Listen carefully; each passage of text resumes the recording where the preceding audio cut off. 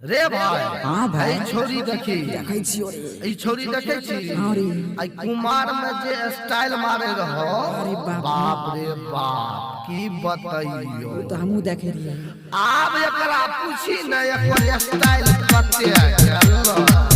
आकर music by बम बम राज सुन ई गाना में हम गाय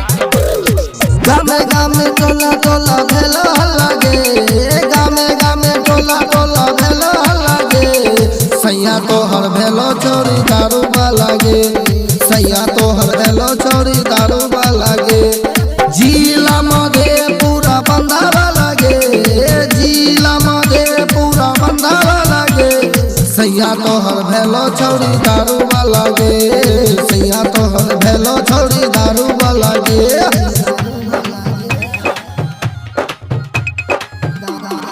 म्यूजिक बाय बम बम राज चाहे रही जैसन छौरी बेट गलोगे तो हल्का पार छौरी जैर गलोगे चाहे रही जैसन छौरी बेट गलोगे तो हल्का पार छौरी जैर गलोगे इहो काम कैले को नीतीश कुमार गे इहो काम कैले को नीतीश कुमार गे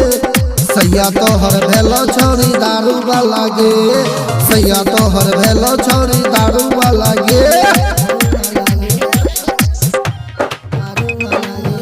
KPS रिकॉर्डिंग स्टूडियो रेसना बाजार मधेपुरा। म्यूजिक बाय बम बम राज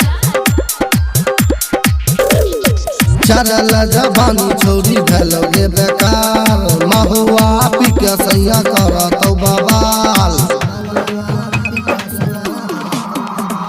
चरल जवानी छौरी भेलोगे बेकार महुआ पी के सैया करतौ बवाल गायक बबलू से परलवा लागे गायक बबलू से परलवा लागे सैया तोहर भेलो छौरी दारू वाला गे सैया तोहर भेलो छौरी दारू वाला गे KPS रिकॉर्डिंग स्टूडियो रेसना बाजार मधेपुरा।